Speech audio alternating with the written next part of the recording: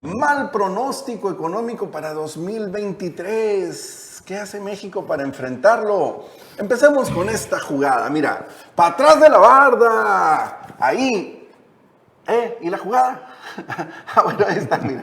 Suelta la bola el pitcher y sale un batazo para allá por parte de la realidad económica y ahí Ramírez de la O se va con todo y pelota para atrás de la barda. Los hechos rebasan a las previsiones, a los pronósticos, a la predicción de Hacienda en 2023. Y es pregunta, no lo estoy afirmando.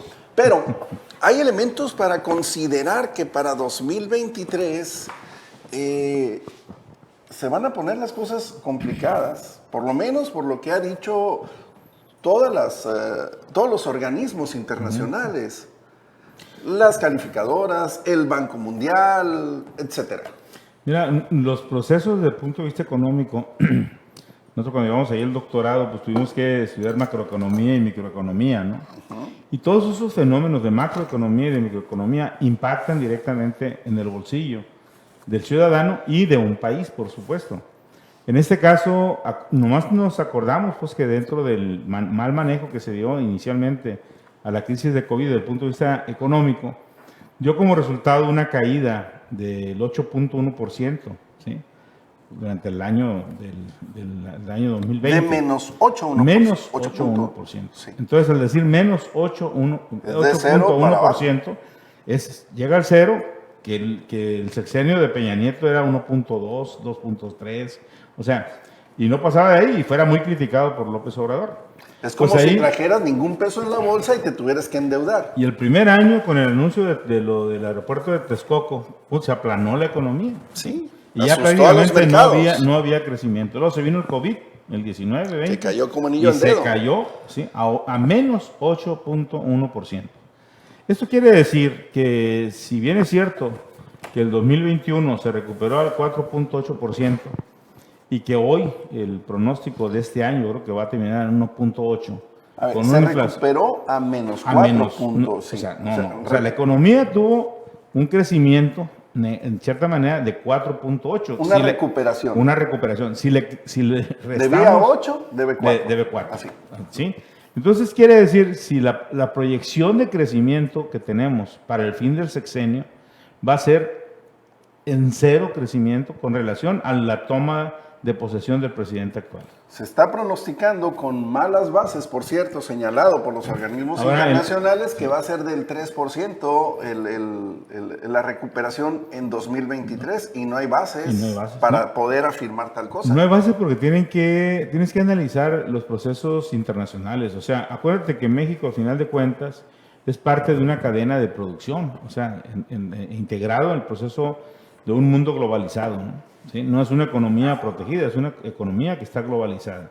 Segundo, la guerra entre Ucrania y Rusia también está teniendo sus saldos en materia económica.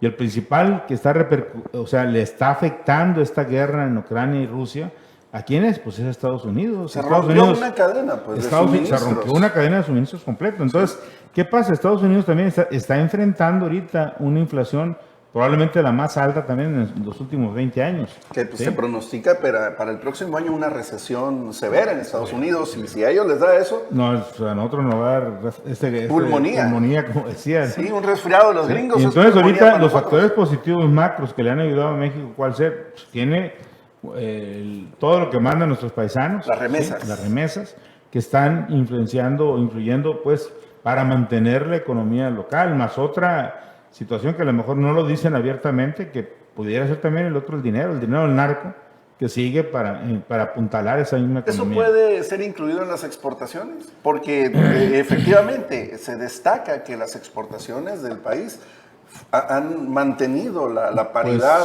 estable. No, la verdad es que yo no sé en dónde lo incluye. Lo dice Valeria Moy, que es la directora del IMCO. Ajá. Esa chava pues es especialista en economía. No, totalmente. Yo vuelvo a insistir pues en que realmente son todos esos factores, si se acrecentan, porque por otro lado, la economía nacional, si bien es cierto los datos que se han dado de incremento en los en los puestos de trabajo de la mayoría. Se han estado recuperando, pero se han estado recuperando los puestos que ya se habían desde el 2019. Entonces, acuérdate que también hubo un gran porcentaje de empresas que tronaron. O sea, el 2019 y el 2020, sobre todo el 2020, se les dejó morir y no se les auxilió. Y realmente el empresario, el micro, el mediano y el pequeño, el mediano empresario, pues realmente ha sufrido muchísimo la crisis, ¿sí? Más las malas decisiones políticas. La otra es, México está creciendo en el sureste, ¿no? O sea, porque allá es donde está invirtiendo el gran capital debido a préstamos al extranjero, más los subsidios que recibieron de los grandes fondos que había de contingencias para prevenir procesos, ¿no? O problemas nacionales. Y entonces en muchas partes del país, las cadenas de producción, principalmente el área de la construcción, por ejemplo, está parada en gran parte. Aquí en Sonora, por ejemplo, cuando se está anunciando la carretera de Chihuahua, Guaymas, todos los procesos que se están haciendo que consisten en obras, eso es lo que detona una economía local, ¿sí? Que por cierto, el presidente ha estado anunciando que Sonora va a detonar, que vamos a tener grandes inversiones, que vienen capitales y que vienen programas del gobierno federal en obras que van a hacer detonar Sonora. Ojalá, presidente, porque te has enfocado en el sureste y has dejado descobijado al resto del país. Pero, ¿qué crees que pasó anoche, Ricardo, mientras tú dormías? Plácidamente, como bebé inocente. No sé. O con tu bebé inocente. ¿Sabes lo que pasó? Que se aprobó el presupuesto de ingresos de la Federación. De ingresos, falta el de egresos. Y aquí tenemos dos posturas, una explícita y otra más explícita, por implícita que parezca. Empezamos con el diputado panista que hace una advertencia muy seria. Estimadas compañeras y compañeros diputados, la aprobación de este paquete económico es la antesala de una posible crisis financiera de fin de sexenio. La estimación del crecimiento económico que realizó Hacienda fue realizada sin sustento alguno para el 2023. Banco de México, Citibanamex, el IMEF, el Fondo Monetario Internacional, la OCDE, todos estiman un crecimiento económico mucho más modesto para la economía mexicana, la mitad de lo estipulado por las cifras alegres de Ramírez de la O. En caso de que no se alcance el crecimiento económico planteado por Hacienda, se caerá la recaudación y podríamos esperar un déficit superior al 5% del PIB. Estas cifras alegres pueden estarnos dirigiendo a una nueva crisis financiera. El paquete económico es un engaño. Nos encaminan a un peligroso desequilibrio entre los ingresos y los egresos del sector público. Ramírez de la O usa premisas fantásticas de crecimiento e inflación. No hay un solo economista serio que vaya a... Madre de Dios, ¿qué fue eso? No, es que la nota preocupó realmente al respetable. Fue un eco. Bueno, ahí está una postura. No podemos deslindar el hecho de que en la oratoria y en las posturas de los partidos antagonistas, a veces hay exageraciones. A veces son afirmaciones sin sustento las que se tiran ahí en tribuna de manera irresponsable. Pero yo lo que escuché de este diputado tiene mucho que ver con análisis financieros que sigo diariamente y que tienen que ver con las calificadoras, que tienen que ver con los organismos internacionales y que tienen que ver también con una actitud muy consignada por parte de quienes confeccionaron este presupuesto de ingreso. Ahorita lo decíamos, una de las proyecciones que se están haciendo es de que va a haber un incremento porcentual del 3.0 en el PIB, cuando los organismos internacionales señalan que no va a pasar del 1.5 para abajo. Desde ahí tú estás hablando, por ejemplo, de un ingreso por el intercambio de bienes y servicios de 6.880.215.630.000 pesos, si se si se diera el hecho de un crecimiento porcentual del 3% en la economía. Cosa que parece que no va a ocurrir, y si ese ingreso se queda a la mitad, pues estás hablando de 3 billones de pesos. Con un déficit te quedas de casi 4 billones de pesos. Y ese es un factor que va a afectar directamente al PIB, ¿no? Y a la deuda externa, pues ni se diga. Desequilibrio. Una pequeña, ¿cómo dice? Dice, nada más hablan porque tienen razón, ¿no? A veces, ¿no? Bueno. Y la otra, una pequeña corrección, pues, o sea, se trata de la ley de ingresos. Es una ley de ingresos. Y el otro es el presupuesto de egresos. Dije egresos. Dijiste presupuesto de ingresos. De ingresos. Es ley de ingresos. Que lleva un presupuesto de ingresos. La ley dice cómo. Sí, pero los números son proyecciones, son un presupuesto. Sí, pero eso, pues, pero, o sea, es cuestión de semántica, ¿no? Estás porque en lo correcto. la ley te obliga como ciudadano a que la cumplas. Pero, por ejemplo, Y el presupuesto tú dices, bueno, yo como ejecutivo presupongo que voy a gastar esto, ¿no? Bueno, la ley presupone que va a ingresar 4.623.583 millones por impuestos. Así es. Ahorita lo estaba diciendo el diputado. Dicen que van a recaudar eso. Sí. Ahora yo te digo, bueno, eso es por la ley de ingresos, pues. O sea, la ley es ley porque tú no vas a pagar los impuestos. Ay, ¿sabes qué? Me gusta pagar impuestos, ¿no? Te dice la ley, hey, los pagas porque los pagas. Sí, pero a eso le tienes que poner muchas variables. variables. Todo lo que es el presupuesto, o sea, para el presupuesto de egresos, tú te basas precisamente en lo que es la ley de ingresos. Es correcto. ¿Sí? Entonces, esa ley de ingresos está conformada por eso, ¿no? Los impuestos, las cuotas de aportaciones, las contribuciones de mejoras, de derechos, productos, aprovechamientos, ¿sí? Ingresos por ventas, transferencias, asignaciones. Y al final de cuentas, o sea, son todos los recursos a los cuales tú puedes echar mano. Pero va de cuenta que dices, con esto que va a entrar, que supuestamente va a entrar, ¿sí? Y que estoy obligado a que entre, me alcanza para pagar el 90% de lo que yo voy a gastar. Y la entonces tengo que ir y entonces tengo que considerar y contratar lo que le llaman empréstitos, ¿no? O sea, contratar deuda, ya sea interna o ya sea externa. Aquí no dicen cuánto va a ser la deuda interna. O sea, deuda interna significa CETES y todas las cuestiones que yo voy a crear, ¿sí? Para que tú te intereses como inversionista, el extranjero se interese como inversionista y venga e invierta comprando ese tipo de bonos. Sí la contempla, mira. De bonos del país. Ingresos derivados, verá, pon la tabla por favor, Orlando. Ingresos derivados de financiamientos, 1 billón, en el inciso I, 1.176.173.800.000 pesos. Eso es un empréstito que va a pedir el gobierno y que junto con los conceptos de la A a la H suman 8.299.647.800.000 pesos. Ese es el presupuesto considerado en la ley de ingresos. Es lo que ellos proyectan que van a poder disponer con base en todos esos conceptos que ahorita enumeraste.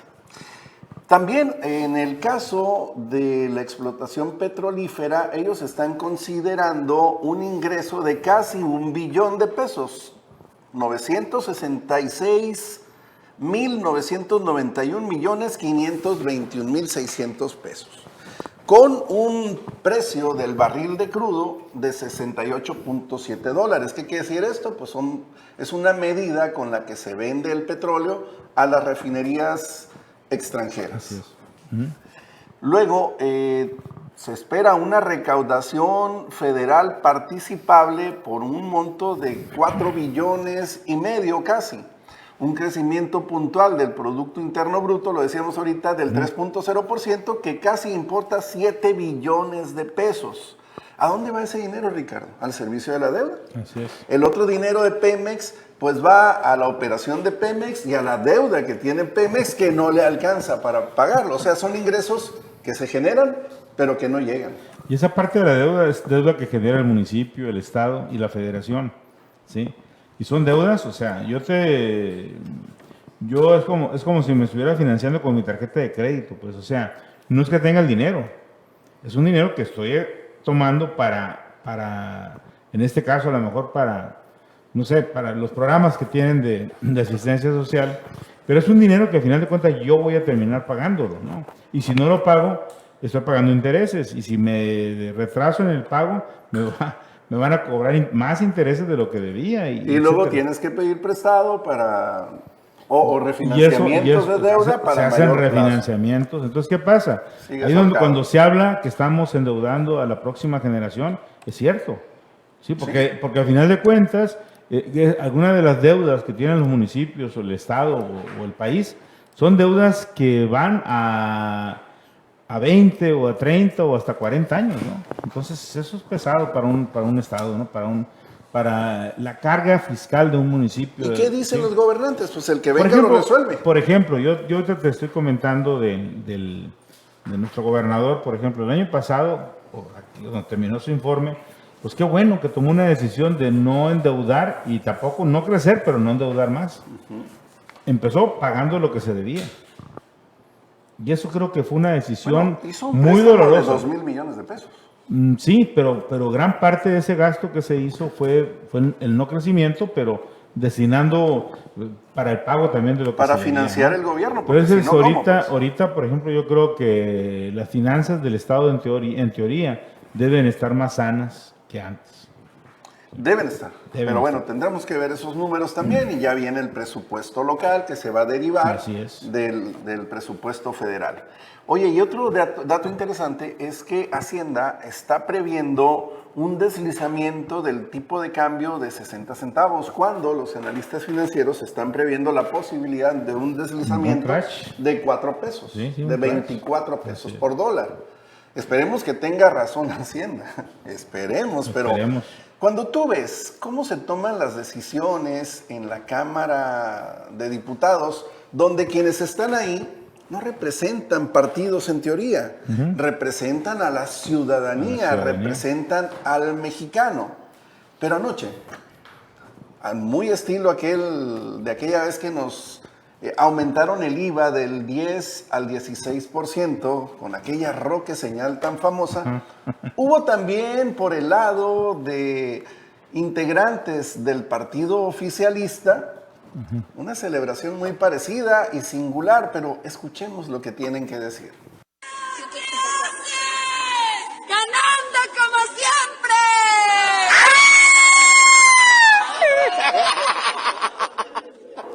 A la madre, un grito como de Halloween, ¿no? Me dio miedo. Las diputadas, María Clemente, aquella diputada transexual que festejó, bueno, más bien, que anunció un video donde ejerce su profesión, la más antigua del mundo, y Andrea, y a los pocos días también se aventó un churro ahí enfrente de las cámaras, en la explanada de la Cámara de Diputados. Pues imagínate que, la verdad, sin hacer un menosprecio, pues, pero imagínate qué nivel de información y qué nivel de educación y qué nivel tiene, ¿no? ¿Con o sea, qué capacidad ¿con qué alguien así capacidad? vota un presupuesto? Por eso, o sea, si alguien que tiene un poquito de conocimiento, a veces te dificulta entenderlo. Imagínate a alguien que fue, como les dijeron ahí, diputados de tómbola, ¿no?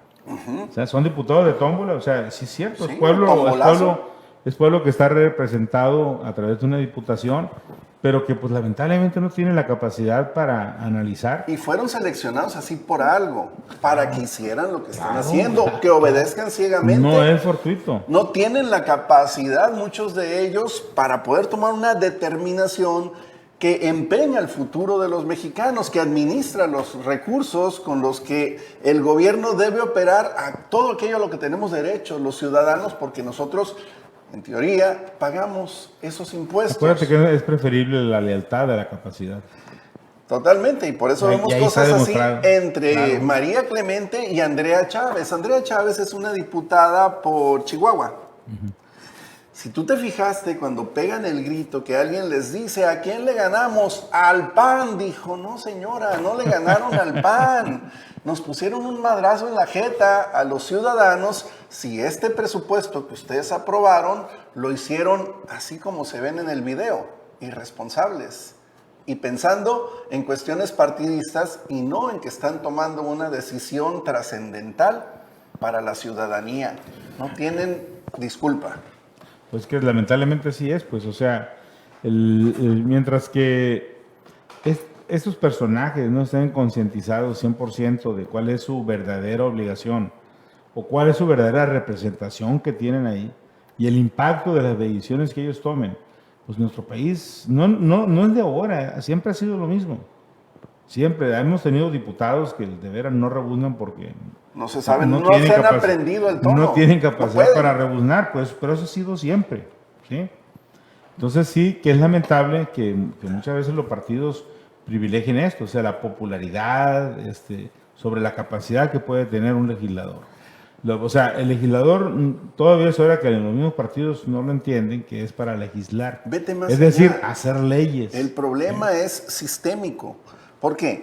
Porque nosotros estamos todavía creyendo que las personas valemos lo mismo en materia de democracia, un hombre, un voto. Así es. Pero los hombres no somos iguales, las personas somos diferentes. Yo como ciudadano soy diferente a muchos ciudadanos.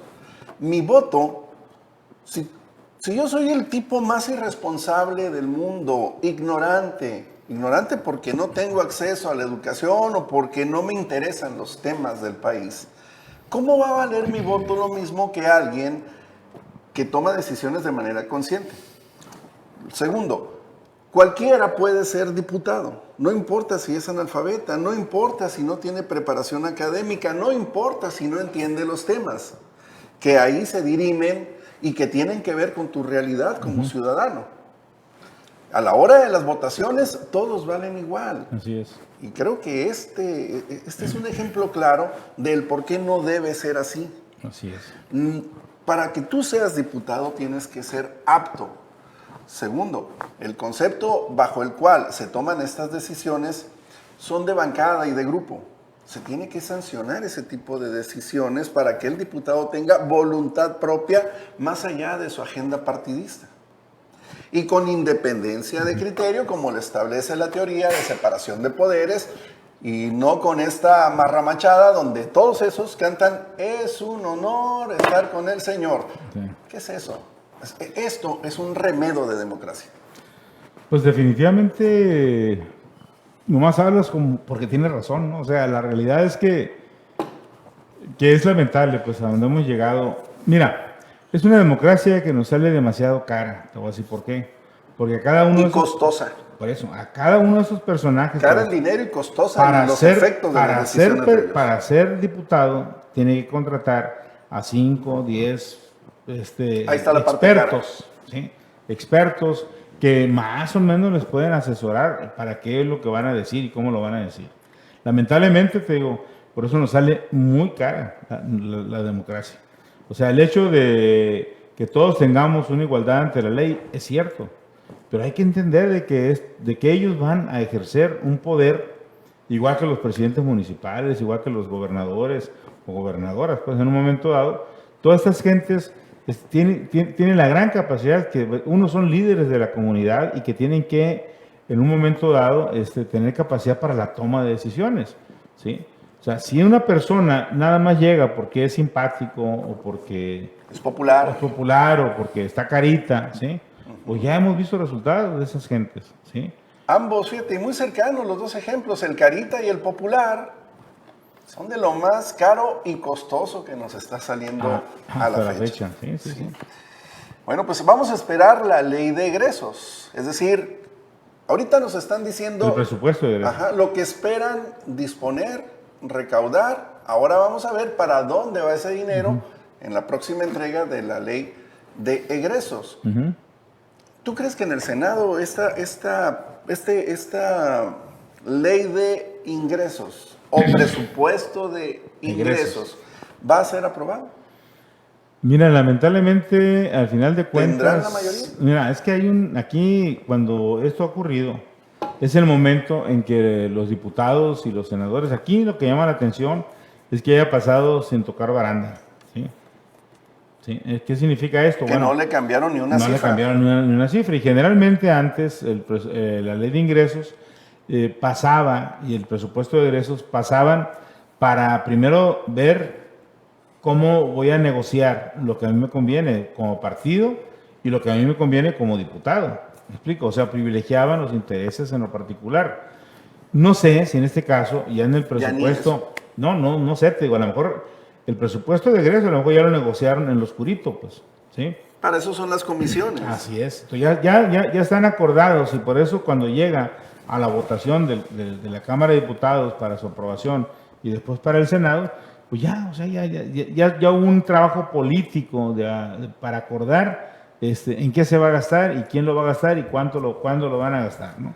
Entonces ya, pues, políticamente el trabajo está hecho. Nada más es cuestión de levantar la mano. Eso nos lleva, Ricardo, al momento en que te paras en la urna, si es que se respetan los votos en las urnas, cada vez tengo más dudas al respecto, y que vas a ejercer tu derecho a votar y que lo haces de manera diferenciada. Así es. Hay varias razones para el voto diferenciado. La primera, nunca le des todo el poder a nadie.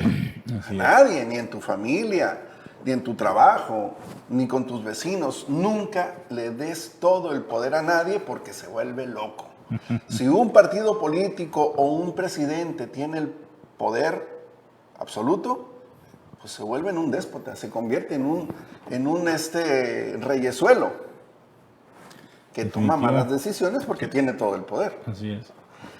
Segundo, el hecho de que tú selecciones de entre los partidos a los personajes, eso es lo importante.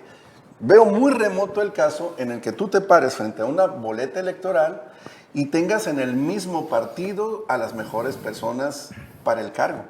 Seguramente vas a tener uno muy bueno en un partido, otro muy bueno en el otro, para diferentes cargos que vas a elegir. Elígelos por eso, por sus capacidades. El partido que te diga que quiere que votes todo completo, ya sabes que te quiere fregar. Quiere tener todo el poder para no volverte a escuchar nunca. Entonces, reflexionen. Es la única forma hasta ahorita que mientras no se conforme el partido verde olivo, nos puede medio funcionar.